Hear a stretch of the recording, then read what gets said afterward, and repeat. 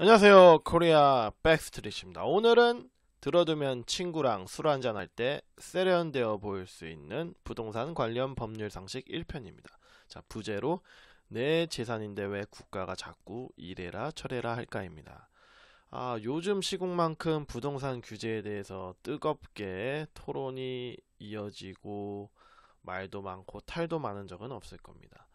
그래서 이번 편에서는 국가가 내 재산권을 제한하는 근거가 무엇일까? 어, 그러면 제한할 때도 국가 마음대로 할 수 있는 건가? 그거를 우리 법적인 근거로 확인해 보는 시간입니다. 어렵지 않아요. 그냥 가볍게 들으시고 술 한잔 하실 때 오늘 배우신 표현대로 얘기를 하시면 세련되어 보일 수 있습니다. 물론 친구끼리니까 좋은 말을 들을지 안 들을지는 장담 못합니다. 자, 한번 넘어가 볼게요. 자, 우리나라는요, 일단 재산권을 보장합니다. 당연한 거 아니야? 뭐 우리나라 뭐 공산당이야? 뭐 공산주의 국가야? 뭐 어? 소셜리스트, 뭐 커뮤니스트, 뭐 공산주의 사회주의 국가야? 뭐 당연한 거죠. 근데 막상 그 근거가 어디에 있죠라고 하면 잘 몰라요. 뭐 어딘가 있겠지. 이러면 별로 안 세련돼 보이죠. 야, 헌법 23조에 있잖아. 이러면 이 소리 듣겠죠? 친구들한테 술 한잔 하다가 뭐 이런 소리 물론 너무 이제 친한 친구다. 너무 불알 친구다. 그러면 물론 그런 얘기 못 들을 수도 있어요. 재산권 보장의 원칙은 이제 헌법 23조에 있어요. 자, 그리고 제한을 할 때도요. 23조에도 내용이 있는데 중요한 제한에 대한 어떤 기준은 37조에 있습니다. 한번 바로 넘어가 보죠. 국민의 재산권은 이때 모든 국민의 재산권은 보장된다. 깔끔하죠? 자, 헌법을 만든 사람은 누굴까요? 라고 이제 물어보잖아요. 그러면 뭐 어떤 막 이제 잘 모르시는 분들은 이제 막 이런저런 얘기하는데 헌법은 국민이 만든 겁니다. 자, 예, 헌법학적으로 국민이 제정한 겁니다. 아예 명시를 했잖아요. 1조와 2조에. 그렇기 때문에 국민이 만든 헌법이고 우리 국민이 만든 법률이고 그렇기 때문에 국민의 기본권, 국민의 권리와 의무는 국민이 정한 절차대로 국민의 대표가 있는 국회에서 법률로 제안하는 거예요. 그러니까 국민이 국민을 통제하는 거지. 그 누가 초월적인 존재가 있어서 통제하는 게 아닙니다. 갑자기 이야기가 딴데로 샜는데요. 다시 넘어가 볼게요. 모든 국민의 재산권은 보장된답니다. 다만 법률로 그 내용과 한계를 정하는 거예요.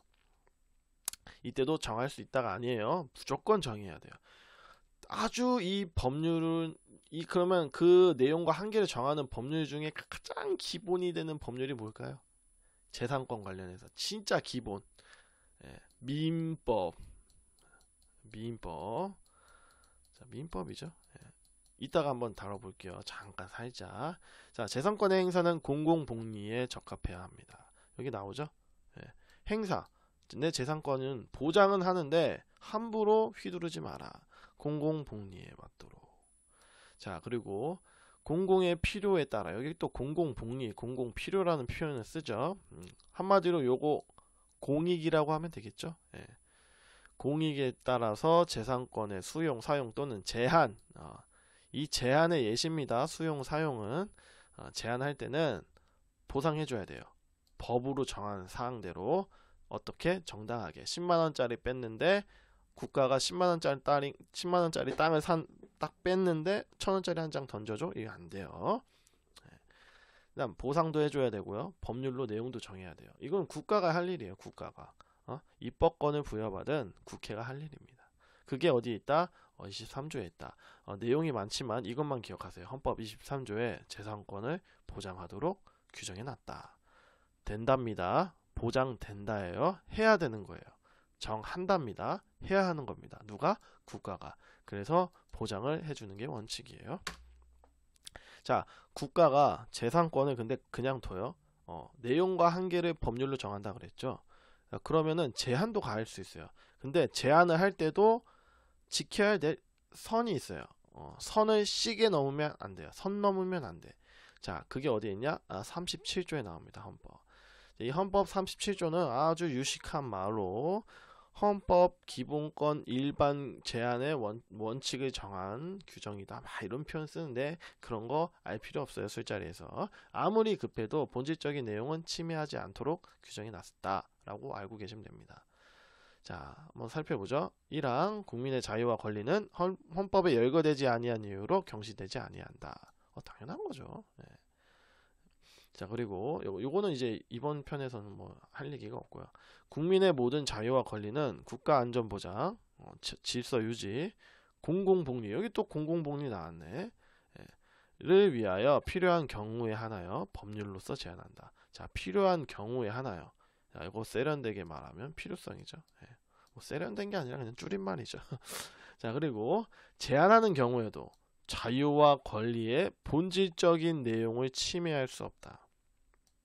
핵심, 본질적인 내용. 침해, 노노. 야, 침해할 수 없다. 어떤 부분을 본질적인 건 침해할 수 없어요. 그러니까 이거를 우리식 표현으로, 우리 일상 대화로 표현하면 오바하지 마라 이거죠. 오바하지 마라. 근데 이제 일상 대화 표현은 좀 세련되지 않잖아요. 세련되지 않잖아요. 이번 영상의 목적은 세련된 표현을 배우는 거잖아요. 본질적인 내용 침해하지 마라를 뭘로 바꿔볼 수 있냐? 비례성으로 바꿔볼 수 있어요. 자, 이 비례성 필요성은요, 헌법재판소가 판례에서 굉장히 좋아해요. 안 빠져. 위헌법률 심판이나 기본권 헌법소원 이런 것들 판례 보면요, 필요성, 비례성은 꼭 얘기하죠. 특히 이 비례성, 필요성보다 비례성이 가장 다툼이 치열해요. 왜냐면 어떻게 보면 양적인 부분을 어떤 진짜 저울질하는 부분이 필요성, 이제 비례성이거든요. 필요성은 솔직히 누구나 다 공감할 만한 부분들이 많아요. 근데 비례성은 아니에요. 저울질을 해야 되기 때문에. 자, 그때도 본질적인 내용을 침해할 수 없다. 이게 부동산에서 이 비례성의 어떤 가장 대표적인 판례라고 해야 되나? 그게 뭐냐면 택지 소유 상한제라는 그 말 들어보셨나요? 아주 옛날에 있던 법이에요. 개인이 택지를 일정 면적 이상을 아예 소유 자체를 못하게 했어요. 그거를 이제 결국에는 헌법재판소까지 가서 위헌 판결 받아서 없어졌습니다. 그 법은. 그때도 본질적인 내용을 침해한 거죠. 소유권에. 아예 소유 자체를 못하게 했잖아요. 지금은 거의 그렇게 하는 경우 없죠. 소유 자체를 못하게 하는 거는 거의 없어요. 뭐가 있나요? 뭐 아주 중요한 국가자원 이런 것들 빼고는 거의 없어요. 거의 소유권을 최대한으로 보장해 주죠. 그렇기 때문에 본질적인 내용은 침해할 수 없다. 오버하지 마라. 세련되게 비례성을 지켜라. 비례성의 원칙을 지켜라. 이렇게 하면 돼요. 자, 그러면 이 재산권의 가장 기본이 되는 권리를 하나 예시로 들어봐라. 그렇죠? 재산권 굉장히 많은 걸 포함하잖아요. 직접 재산권도 있을 것이고 소유권도 있을 것이고 무슨 권도 있을 거 무슨 권 다 재산권이잖아요. 그 중에 대표적인 게 바로 소유권이에요. 소유권. 이 소유권은 이제 학문적으로 완전 물권이라 합니다. 완전 물권. 세련된 표현이죠. 학문적인 표현이에요. 반대되는 말이 뭐가 있죠? 경매 공부 좀 하신 분들은 좀 들어봤을 거예요. 제한 물권. 민법이 정한 제한 물권이 몇 가지 있죠? 점유권, 지상권, 지역권, 이런 거 들어보셨죠? 그런 게 제한 물권이죠. 자, 내가 물권적 전세권자예요. 내가 물권적 지상권자예요. 내가 그 전세받은 땅을 내가 처분할 수 있어요? 적법하게? 못하죠? 그래서 가장 큰 차이는 처분할 권리가 있냐 없냐. 소유권은 있잖아요. 그래서 완전 물권이라 하고요. 완전한 물권이기 때문에 요거를 기준으로 해서 여러 가지 권리가 권리에 대한 어떤 원칙이나 기준이 파생이 됩니다. 이런 식으로. 그러한 소유권도 민법 211조에 보면요, 법률의 범위 내에서 해라 라고 되어 있어요. 그러니까 처분할 때도 내 맘대로 처분하는 게 아니라 부동산이면 부동산이 처분되는 어떤 법적인 절차가 있죠, 질서가 있죠, 규제가 있죠. 그거 지켜라 이거예요. 자, 그 다음 212조에 보면요, 토지의 소유권은 아예 토지 소유권이라고 명시하고 있어요. 212조에. 그래서 부동산 관련해서는 이게 좀 중요하겠죠. 정당한 이익이 있는 범위 내에서 상하로 미치는 거예요. 그러니까 그 땅 위만 내 게 아니라 지하도 내 거예요. 어느 범위 내에서? 정당한 이익이 있는 범위 내에서. 그러면 어디까지가 정당한 이익이 있는 범위인데 애매하죠. 이거 쉽게 표현하면요, 국가나 개인이 책임질 수 있는 영역까지라고 생각하시면 돼요. 자, 예를 하나 들죠. 제가 10평짜리 땅을 용산구에 샀습니다. 토지 소유권은 토지 상하로 미친다고 했으니까 좋아.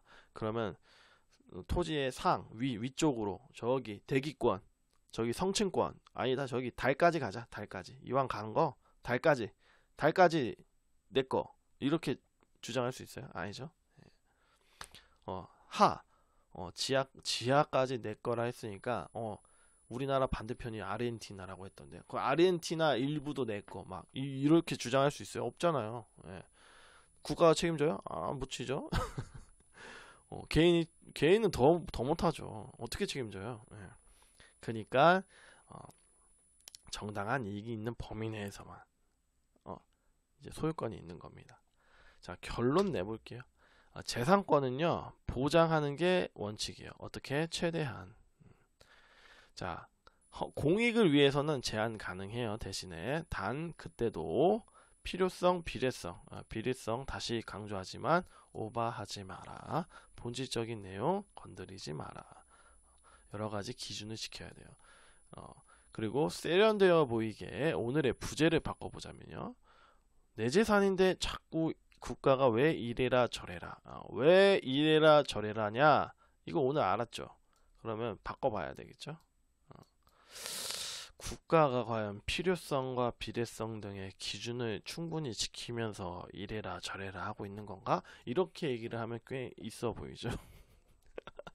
꽤 있어 보여요. 이거 무슨 얘기 하는 거야?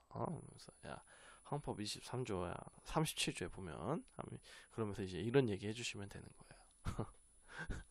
네. 자, 세련되어 보일 수는 있지만 좋은 말을 들을지는 잘 모르겠어요. 어쨌든 자, 이런 이제 아주 좀 흥미롭고 좀 재미있을 법한, 또 알아두면 또 도움이 될 법한, 세련되어 보일 수 있는 그런 법률 상식들 다시 한번 모아서요, 특히 부동산 관련해서요, 모아서 한번 정리해서 다음 편에도 한번 업로드해보는 시간을 가져보도록 하겠습니다. 오늘은 여기까지입니다. 감사합니다.